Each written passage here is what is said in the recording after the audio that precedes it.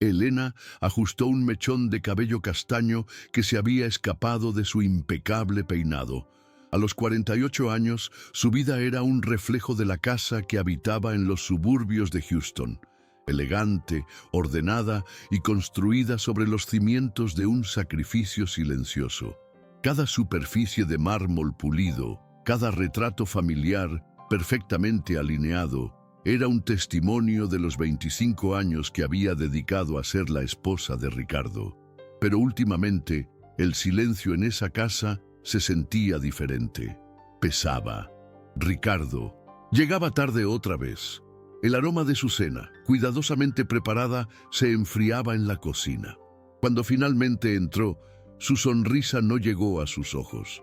«Mucho trabajo, mi amor», dijo, un estribillo que se había vuelto demasiado frecuente. Ella asintió, ignorando el nudo en su estómago. Era el precio del éxito, se repetía. El precio de ser la esposa de un magnate inmobiliario. Había dejado atrás una prometedora carrera en finanzas para esto, para criar a Sofía, su hija, y para pulir cada faceta de la vida de Ricardo hasta convertirlo en el hombre que era hoy. Veía su matrimonio como su mayor logro, una fortaleza inexpugnable, una recompensa justa por su lealtad. Pero las grietas habían comenzado a aparecer. Eran casi imperceptibles, como finas fisuras en un jarrón antiguo. Un día lo encontró sonriendo a la pantalla de su teléfono, una sonrisa íntima, privada. Cuando ella se acercó, lo guardó de golpe. Demasiado rápido. ¿Quién era?, preguntó ella, tratando de que su voz sonara casual. «Nadie importante. Cosas de la oficina», respondió él, dándole un beso en la frente. Un beso que se sintió frío, distante.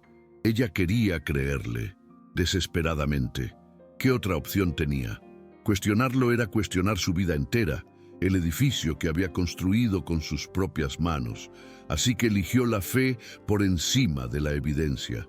Las ausencias se hicieron más largas, las excusas más vagas. Empezó a hablar de una nueva socia, una joven brillante que estaba trayendo ideas frescas al negocio. Nunca mencionaba su nombre, era solo ella. Elena se aferró a los preparativos de la boda de Sofía como un náufrago a una tabla. El evento se convirtió en su refugio, la prueba definitiva de que su familia era perfecta, de que su mundo seguía intacto. Cada elección, desde el color de las hortensias hasta la melodía del primer baile, era un acto de reafirmación. Si podía controlar esto, podía controlar todo lo demás. Podía hacer que la realidad se ajustara a sus deseos. Una noche, mientras revisaba la lista de invitados, Ricardo se sentó a su lado. Olía a un perfume de mujer que no era el de ella, un aroma dulce y pesado. «Estás obsesionada con esta boda, Elena», le dijo con una falsa ternura. Ella levantó la vista de sus papeles. Sus ojos, antes cálidos y llenos de devoción, ahora lo escrutaban con una duda que la avergonzaba. «No debería estarlo. Es el día más importante de nuestra hija, de nuestra familia». Él suspiró, un sonido cargado de impaciencia. «Claro, claro. Solo digo que te relajes un poco». Se levantó y salió de la habitación, dejándola sola con el olor de otra mujer flotando en el aire. Esa noche, Elena no durmió. Se quedó mirando el techo, repasando cada mentira, cada gesto extraño. Las piezas del rompecabezas estaban ahí, esparcidas frente a ella, pero unirlas significaba ver una imagen que no estaba preparada para afrontar. Se levantó y caminó hasta el espejo. Vio su reflejo y se preguntó en qué momento había empezado a verse tan cansada. ¿En qué momento la confianza se había convertido en miedo?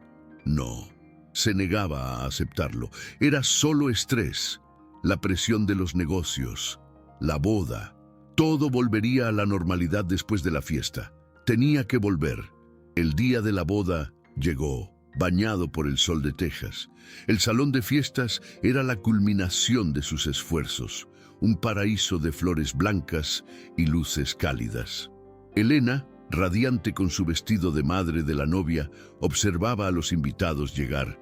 Amigos, socios, toda la alta sociedad hispana de la ciudad estaba allí para celebrar el éxito de su familia. Pero mientras su hija Sofía caminaba hacia el altar, Elena solo podía pensar en una cosa. Ricardo no estaba a su lado. Estaba de pie, unas filas más atrás, enviando un mensaje de texto, y por un instante vio su rostro iluminado por la pantalla. Estaba sonriendo, esa misma sonrisa, la que no era para ella. La música de la orquesta llenaba el salón, pero para Elena todo se había reducido a un zumbido sordo. La recepción estaba en su apogeo. El brindis principal era inminente. Sofía, su hija, le lanzó una mirada nerviosa desde la mesa principal. ¿Dónde estaba Ricardo? Y entonces lo vio.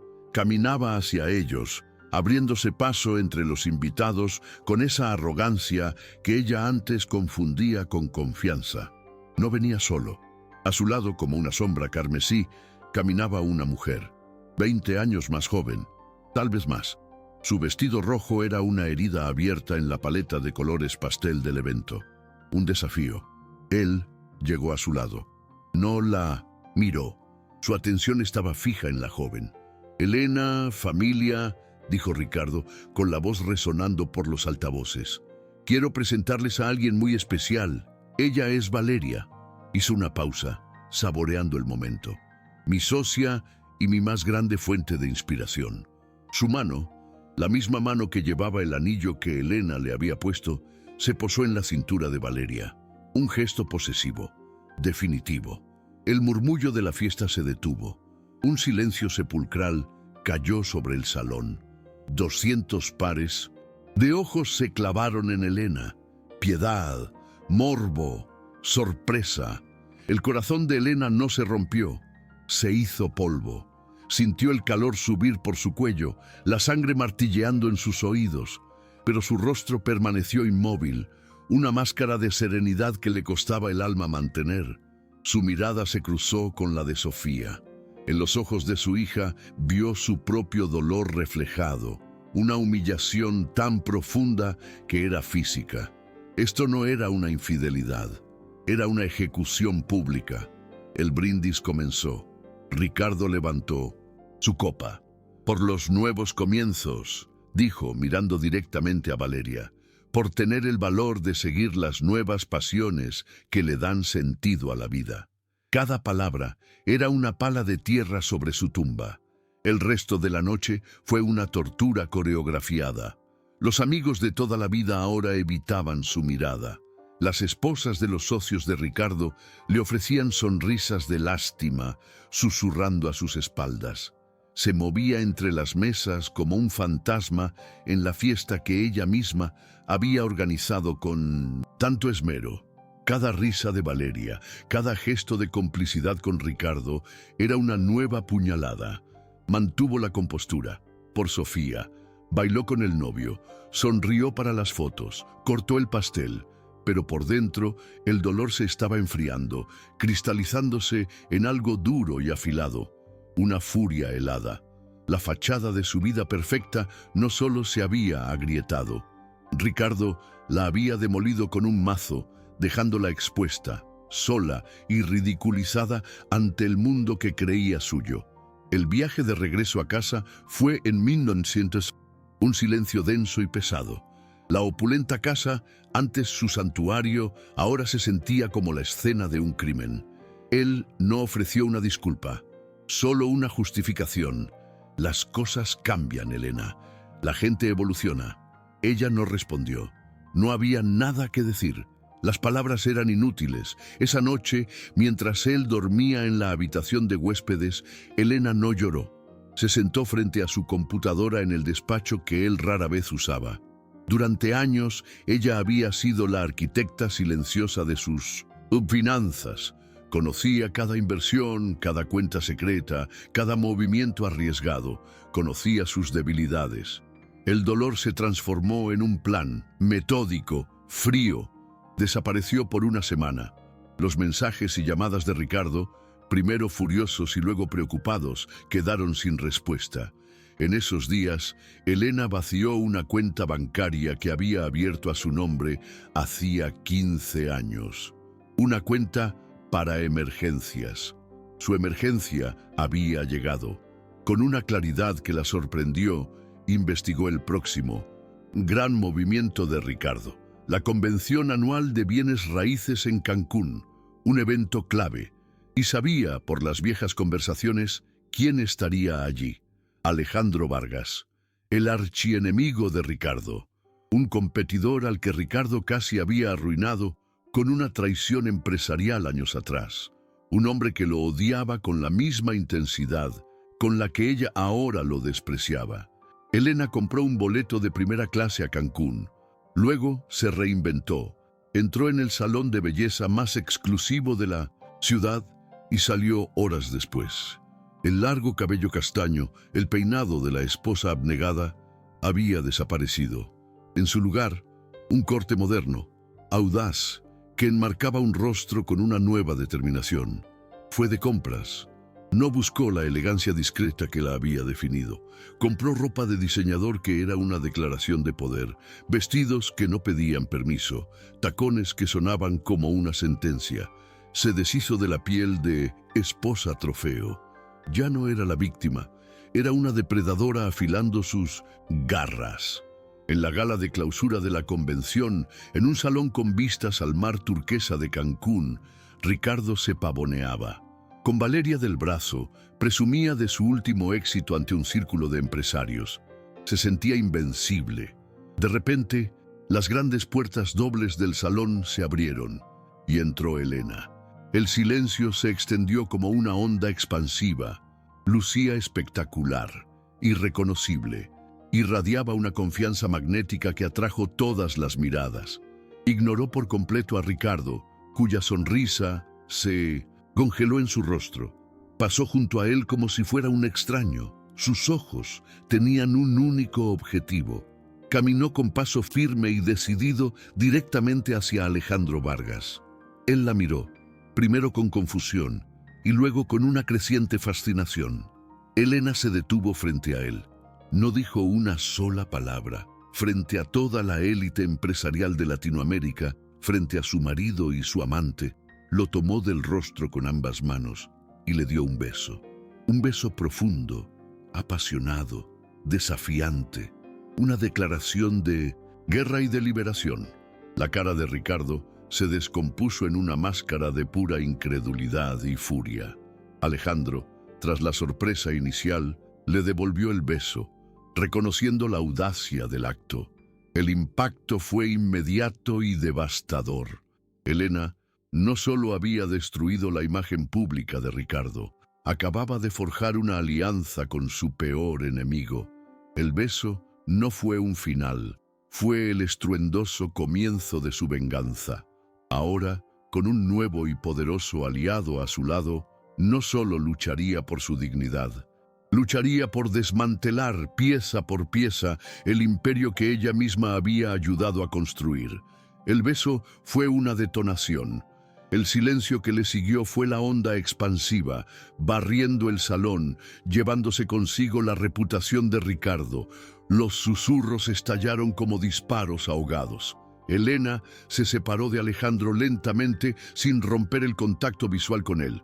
Luego, sin dedicarle una sola mirada a su marido, se dio la vuelta y junto a su nuevo aliado caminó hacia la salida con la espalda recta, dejando atrás las ruinas humeantes de su vida anterior. Ricardo se quedó paralizado, con el rostro pálido y los puños apretados. Valeria, a su lado, lo miraba con una nueva expresión. Ya no era admiración, era cálculo. Vio a un hombre que acababa de ser públicamente castrado. La historia del beso se convirtió en una leyenda instantánea en los círculos de poder. No se hablaba de la infidelidad de Ricardo, sino de la audaz venganza de Elena. Nadie quiere hacer negocios con un hombre que puede ser destruido de forma tan espectacular por la mujer que subestimó. La primera llamada llegó una semana después. Ricardo estaba en medio de una reunión para cerrar la adquisición más grande de su carrera. Su teléfono sonó. Era su banquero. La línea de crédito que garantizaba el trato había sido congelada. Elena, usando un poder notarial que él nunca se molestó en revocar, había vendido la cartera de acciones que servía de garantía. El trato se vino abajo. Horas más tarde, Vargas Capital anunció la compra de esa misma empresa por una fracción del precio. No fue solo un golpe financiero, fue una humillación estratégica. 2 años después, el imperio de Ricardo era polvo. Vivía en un apartamento alquilado con vistas a un estacionamiento. Valeria se había ido hacía mucho tiempo, en cuanto el flujo de dinero se convirtió en un goteo. Sus amigos ya no respondían sus llamadas, pero la pérdida más profunda era Sofía. Su hija lo visitaba una vez al mes por obligación, y sus conversaciones eran breves, frías, llenas de lo que no se decía. Ella lo miraba con lástima, el mismo sentimiento que él había provocado en Elena aquella noche en la boda. Había sembrado humillación y cosechaba soledad. Una tarde, mientras cambiaba de canal sin rumbo, se detuvo. En la pantalla de un programa de finanzas estaba Elena.